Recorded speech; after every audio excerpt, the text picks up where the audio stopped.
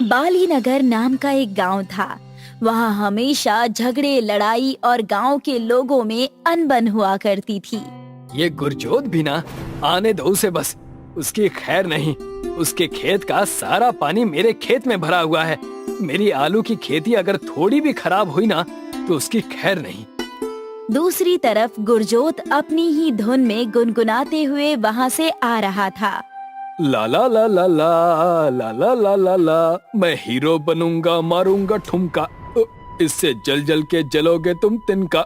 हा, अरे वाह, मैं तो एक अच्छा गायक भी हूँ। अबे ओ गायक, ये देखो, तुम्हारे खेत का सारा पानी मेरे खेत में आ रहा है। जल्दी से जाकर अपना मोटर बंद करो, तुम्हारा खेत तो पहले ही भर चुका है। लेकिन मैंने तो कोई भी पानी नहीं खोला, मेरा मोटर तो बिगड़ा हुआ है। तो ये पानी कहाँ से आ रहा है खेत में?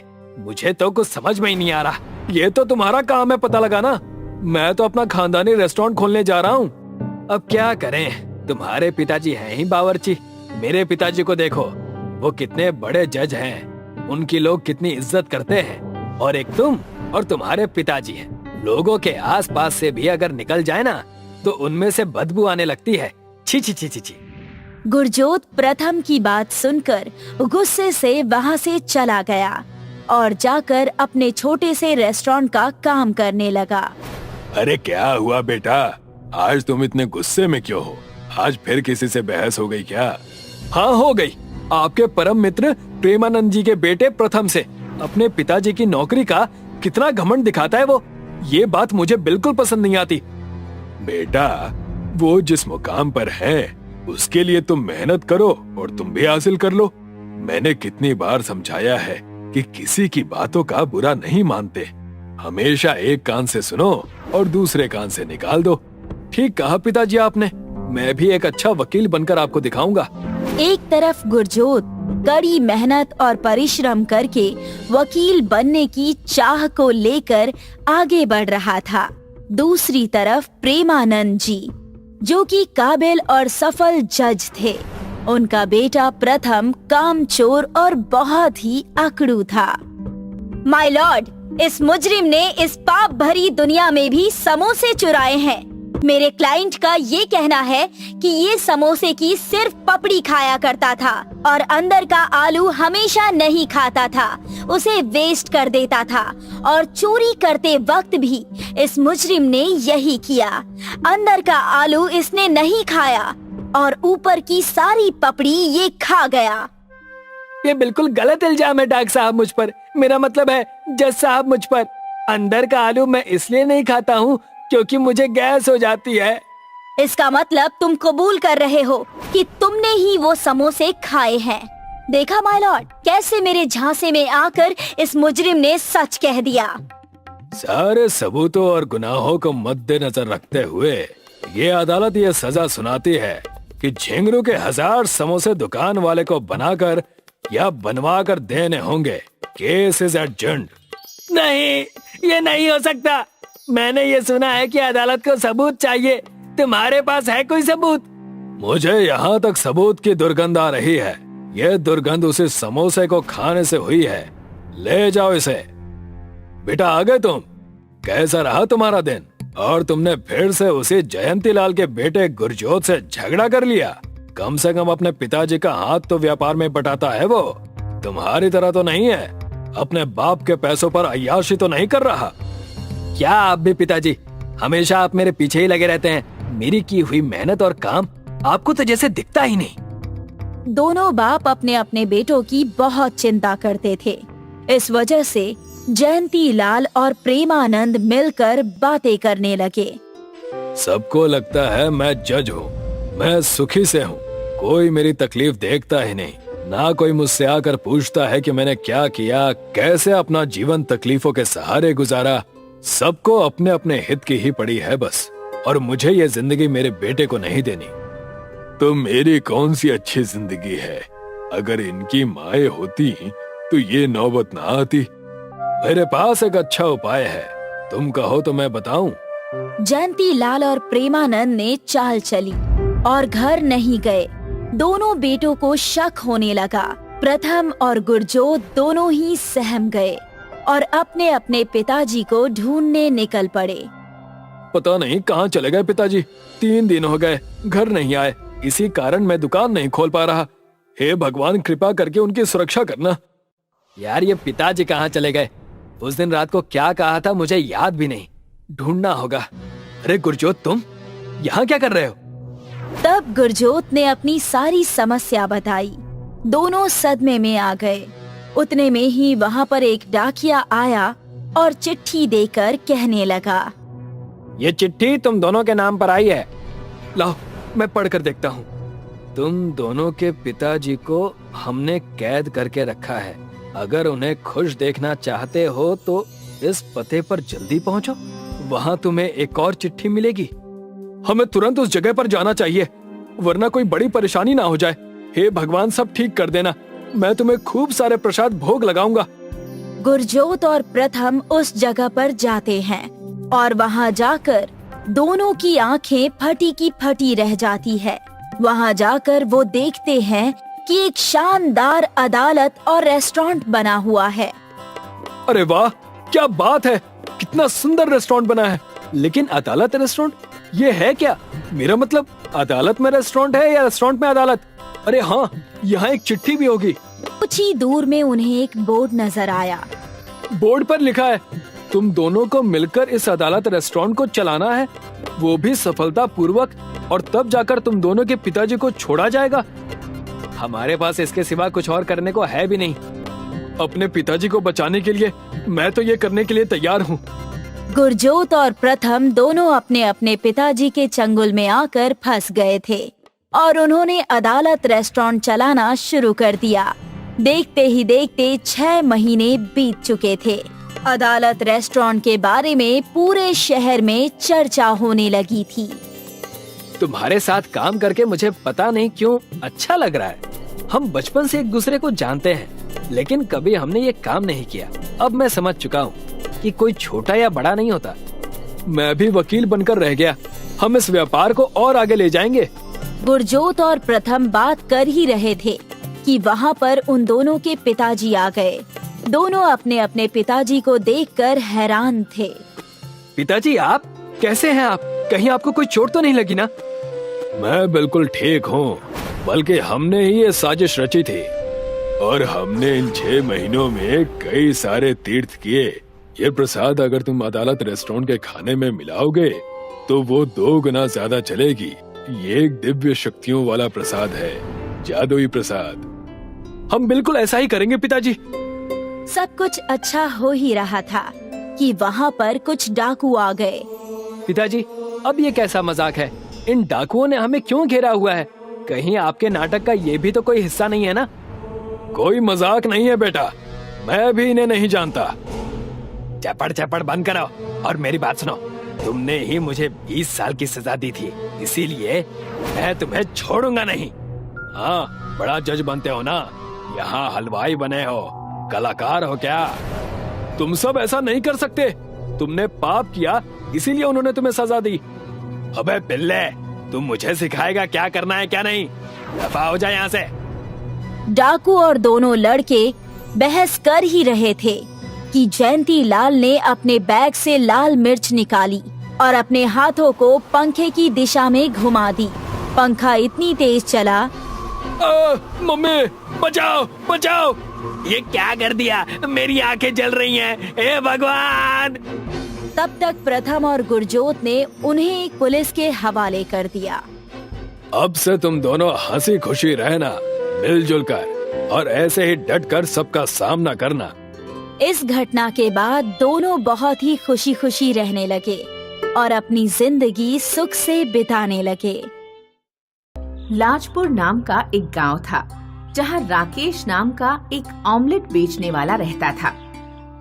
राकेश अपने ठेले पर ऑमलेट और उबले हुए अंडे बेचता था। राकेश की गोल मटोल आकृति और अंडे का धंधा होने के कारण गांव के लोग उसे मजाक में अंडा कहकर बुलाते थे। अंडा भैया, जरा 2 ऑमलेट और 2 उबले हुए अंडे लगा देना। धर्मपाल भाई, बस अभी 2 मिनट में लगाता हूँ। ये बताओ, तुम्हारी बहू की तबीयत अब कैसी है? बुखार उतर गया या नहीं? हाँ, पिछले कुछ दिनों से थोड़ा आराम तो है, मुझे तो ये भी नहीं पता कि असलियत में बीमार है या बीमारी का नाटक कर रही है। इन पत्नियों का कोई भरोसा नहीं अंडा भाई। राकेश के मिलनसार व्यवहार के कारण लोग उसकी दुकान पर अंडे खाना पसंद करते थे। राकेश ठंडी के दिनों में अच्छी कमाई कर लेता था। रात में घर लौटने से पहले वह अपनी पत्नी के लिए एक विशेष ऑमलेट जरूर बनाता था। नंदिनी, लो, सबसे अंत में प्यार से बनाया गया ऑमलेट सिर्फ तुम्हारे लिए। थैंक यू अंडा जी। अब कम से कम तुम तो मेरे नाम का मजाक मत बनाओ। ज्यादा अमीर ना होते हुए भी राकेश खुशहाल जीवन बिताता था। राकेश के पड़ोस में पंकज नाम का एक चाट बेचने वाला रहता था। पंकज बहुत आलसी था। किसी दिन चाट का ठेला लगा लेता तो किसी दिन पड़ा पड़ा सोता रहता। उसकी पत्नी उसे लात मार मार कर जगाती थी। अरे ओ राजकुमार, उठ जाओ, आज घर में खाने को कुछ नहीं है। अगर मुझे पता होता कि तुम इतने आलसी हो तो कभी मैं तुमसे शादी नहीं करती। पंकज अगर नहीं उठता तो उसकी पत्नी उसके मुंह पर भैंस का गोबर डाल देती थी, क्योंकि मुंह धोने के बहाने तो तुम उठ भी जाओगे, वैसे तो उठने वाले नहीं हो। जरा अपने पड़ोसी अंडा भैया को देखो, मात्र ऑमलेट बेच बेच कर ही घर संभलवा लिया। हमारा घर अभी भी वैसा ही खस्ता हाल है। अभी जब बरसात आएगी तो लिंटर टपकने लगेगा, फिर तुम्हें ही पानी के नीचे सुलाऊंगी। पंकज राकेश के सामने ही अपना चाट का ठेला खड़ा करता है। वह चाट बनाने के लिए 3-4 दिन पुराने बचे हुए छोले का इस्तेमाल करता। चाट में बहुत बुरी महक आ रही है, इसका स्वाद भी खट्टा लग रहा है। तुमने ही तो खट्टी खटाई डालने को कहा था, अब चाट खट्टी नहीं तो क्या मीठी लगेगी? मैं नहीं खा रहा इस चाट को, इससे अच्छा तो अंडा भैया की ऑमलेट खा लेता हूँ। पंकज के खराब माल और अकड़ू स्वभाव के कारण ग्राहक उसके ठेले पर रुकते ही नहीं थे। वे उसका ठेला छोड़कर राकेश की दुकान पर अंडे खाने चले जाते। एक रात पंकज जब घर पहुंचा तो उसकी पत्नी बोली, आज 2-4 रुपए कमाए या नहीं? मुझे पैसे दो, सब्जी लेकर आनी है। इतनी रात बीत गई और तुमने अभी तक खाना ही नहीं बनाया, मेरा लौटने का इंतजार कर रही हो। जब सब्जी ही नहीं थी तो खाना किस चीज से बनाती? पैसे दो। मेरे पास पैसे नहीं हैं। पंकज की पत्नी गुस्से में घर छोड़कर चली जाती है। ये सब उस अंडे की वजह से हो रहा है। अगर वो मेरा पड़ोसी ना होता और मेरे सामने अपना ठेला ना लगा रहा होता तो ग्राहक मजबूरी में मेरी चाट खाते, चाहे मैं कितना भी पुराना माल इस्तेमाल करता। अंडे के धंधे का कचूमर निकालना पड़ेगा। एक रात जब राकेश और उसकी पत्नी शादी में गए हुए थे तो पंकज उनके घर में घुस गया।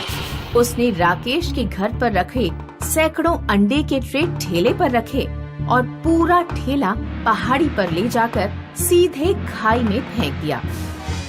राकेश अगले दिन जब शादी से लौटा तो उसने देखा कि सारा माल और ठेला गायब है। राकेश और उसकी पत्नी ने सोचा कि उनके घर डाका पड़ गया। दोनों बेचारे पूरे दिन दरवाजे पर बैठकर रोते रहे। सुनिए जी, इस तरह हाथ पर हाथ रखकर बैठे रहने से कुछ नहीं होगा। चलिए चलकर ठेला ढूंढते हैं, क्या पता कहीं कोई सुराग या निशानी मिल जाए। दोनों लोग माल और ठेले की तलाश में इधर उधर भटकने लगे।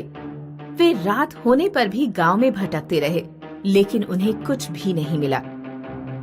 आखिरकार जब वे निराश होकर घर लौट रहे थे तो उन्हें जंगल से ऐसी आवाज आई कि जैसे कोई बड़ा पत्थर जमीन पर गिर गया हो। दोनों जंगल में गए तो उन्होंने देखा कि एक विशाल अंडा कहीं से जमीन पर गिरा है। इतना बड़ा अंडा तो मैंने आज तक नहीं देखा। इसके आकार को देखकर लगता है कि ये किसी बहुत बड़ी मुर्गी का अंडा है। राकेश ने एक बड़ी सी ट्रॉली का इंतजाम किया और अंडे को अपने घर ले आया। अंडा तो हम ले आए, लेकिन इतने बड़े अंडे का इस्तेमाल क्या होगा? अगर इसे तोड़ा गया तो इसका सारा तरल बाहर निकल आएगा। इसे पूरा तोड़ना बेवकूफी होगी। राकेश सीढ़ी से अंडे के ऊपर चढ़ा और उसने छेनी और हथौड़े से अंडे में एक छोटा सा छेद किया। अंडे में छेद होते ही उसका तरल फव्वारे की तरह बाहर निकलने लगा। राकेश ने अंडे पर एक पाइप और टंकी लगा दी। पाइप और टंकी के सहारे से अंडे का तरल जरूरत के हिसाब से बाहर निकाला जा सकता था। राकेश ने दोबारा अपना धंधा शुरू किया। दूर दूर गांव के लोग इतने बड़े अंडे का ऑमलेट खाने के लिए आने लगे। राकेश का मुनाफा पहले से भी दोगुना हो गया। लोग अंडा खाने नहीं बल्कि देखने भी आते थे। उधर पंकज राकेश की बढ़ती कमाई देखकर जलकर राख हो जा रहा था। बड़ा अंडा, इसे भी खाई में फेंक दूंगा। राकेश और उसकी पत्नी सुबह अधियारे ही उठ जाते थे। एक दिन पंकज उनके घर कुछ सुबह सुबह पहुंच गया। उसने राकेश और उसकी पत्नी पर बेहोश करने वाला स्प्रे छिड़क दिया। राकेश और उसकी पत्नी बेहोश होकर गिर गए।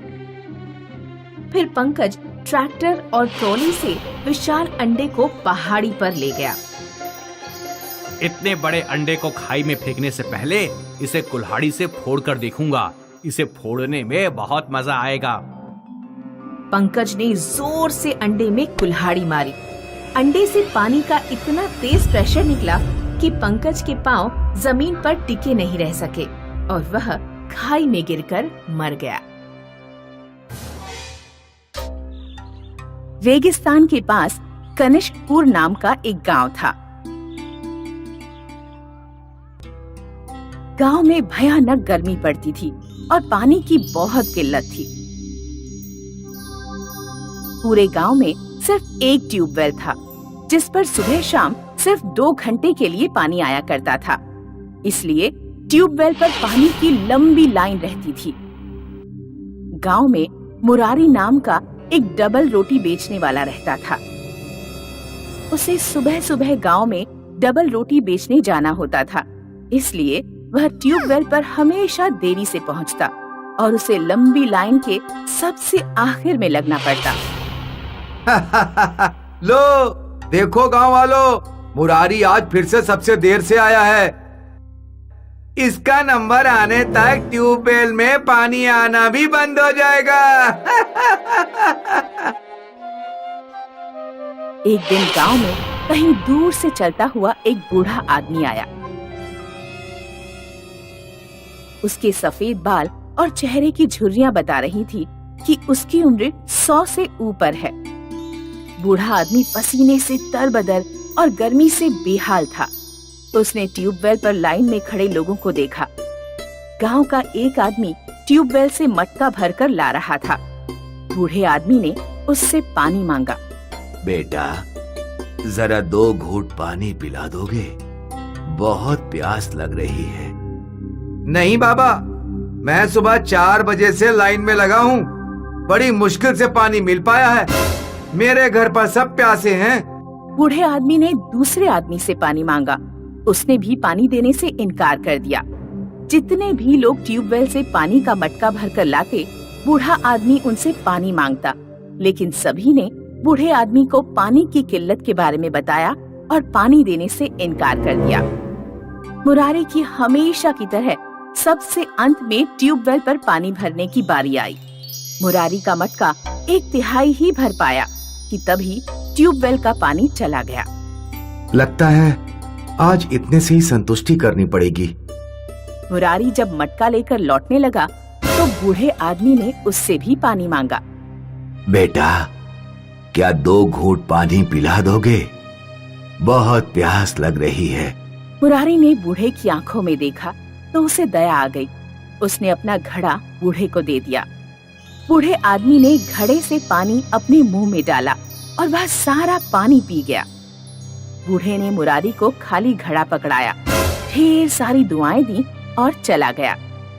मुरारी जब घर पहुंचा तो उसकी पत्नी बोली, पानी इधर ले आओ, मुझे सब्जी बनानी है। आज पानी नहीं है। मुरारी ने पत्नी को सारी बात बताई। गांव वाले ठीक कहते हैं, तुम वास्तव में महामूर्ख हो। सारा पानी उस बूढ़े को दे आए, अब मैं सब्जी कैसे बनाऊं? वो बहुत प्यासा था। अगर मैं उसे पानी नहीं देता तो मैं खुद को माफ नहीं कर पाता। आज सब्जी रहने दो, सलाद खाकर ही काम चला लेंगे। अगले दिन मुरारी मटका लेकर ट्यूबवेल पहुंचा। सब लोग पानी लेकर जा चुके थे। मुरारी ने हमेशा की तरह सबसे अंत में पानी भरा। मुरारी के मटके में ट्यूबवेल से पानी की जगह सोना गिरने लगा। उसका पूरा मटका सोने से भर गया। मुरारी मटका लेकर भागता हुआ घर पहुंचा। उसकी पत्नी भी दौड़ती हुई उसकी तरफ चली आ रही थी। मुझे तुम्हें कुछ दिखाना है। ये देखो, ट्यूबवेल ने मेरा घड़ा सोने से भर दिया। मैं भी तुम्हें कुछ दिखाना चाहती हूँ, घर चलो। मुरारी ने देखा कि उसके घर पर रखे सारे खाली घड़े पानी से भर चुके हैं। मुरारी समझ गया कि यह सब उस बूढ़े आदमी के आशीर्वाद से हुआ है। पानी और धन संपत्ति को हम अकेले नहीं रखेंगे, इसे हम दूसरों को भी बांटेंगे। मुरारी ने गांव के लोगों को अपना पानी बांटा और गरीब लोगों को कुछ सोना भी दिया। गांव के मुखिया को जब ये बात पता लगी कि ट्यूबवेल सोना दे रहा है। मुरारी सबसे अंत में मटका भरता है, इसलिए शायद ट्यूबवेल उसे सोना देता है। मैं भी अपना पानी सबसे अंत में भरूंगा। मुखिया सुबह अंधेरे ही लाइन पर लग गया। अरे मुखिया जी, आज आप लाइन में क्यों लगे हैं? आपको तो बिना लाइन में लगे पानी भरने का अधिकार है। जाइए और पानी ले आइए। नहीं, आज से मैं भी लाइन में लगकर ही पानी लूंगा। लगातार 4 घंटे खड़े रहने के कारण मुखिया के पैर दर्द करने लगे, लेकिन सोना पाने के लिए वह खड़ा रहा। अंत में जब उसने अपना मटका भरा तो ट्यूबवेल से उसके मटके में सिर्फ कुछ बूंद पानी गिरा। सोना कहाँ है? इतनी देर में लाइन में खड़ा रहा सिर्फ इसलिए कि मुझे सोना मिल सके, और इस ट्यूबवेल ने मुझे सिर्फ पानी की कुछ बूंदें दी। लगता है ट्यूबवेल में कोई जादू नहीं, जादू जरूर मुरारी के मटके में होगा। मुखिया मुरारी के घर गया और मुरारी से बोला, अरे मुरारी भाई, सब ठीक ठाक तो है? हाँ चाचा, आपकी दुआ से सब कुछ अच्छा है। मुझे जरा कुछ देर के लिए वो मटका दे दोगे जिसमें तुम ट्यूबवेल से पानी भर कर लाते हो? हाँ हाँ चाचा, क्यों नहीं। निर्मला, जरा मटका ले आना। मुखिया इस बार मुरारी का मटका लेकर ट्यूबवेल पर पहुंचा। उसने मटका भरा, लेकिन अब भी ट्यूबवेल से सोना नहीं निकला। मुखिया ने गुस्से से मटका जमीन पर पटक कर तोड़ दिया और ट्यूबवेल भी तोड़ने लगा। गांव के एक आदमी ने ये सब देखा और वह शोर मचाने लगा। अरे गांव वालों सुनो, लगता है हमारा मुखिया पागल हो गया है। वो ट्यूबवेल तोड़ रहा है। अगर ट्यूबवेल टूट गया तो हम सब प्यास से मर जाएंगे।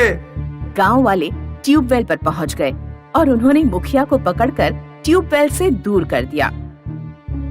मुझे सोना चाहिए, सोना। इस ट्यूबवेल ने मुरारी को सोना दिया है, तो मुझे भी सोना जरूर मिलना चाहिए। आखिर मैं इस गांव का मुखिया हूँ। मुखिया जी, मुझे ट्यूबवेल ने सोना नहीं दिया। ये सब तो एक बूढ़े आदमी के आशीर्वाद से हुआ है, जिसे मैंने पानी पिलाया था। मुखिया जी, आज से आप हमारे मुखिया नहीं हैं। हम सब अपनी सहमति से मुरारी को गांव का मुखिया चुनते हैं। इस तरह सिर्फ एक अच्छा काम करने के कारण मुरारी की पूरी जिंदगी बदल गई और वह खुशहाल जीवन बिताने लगा।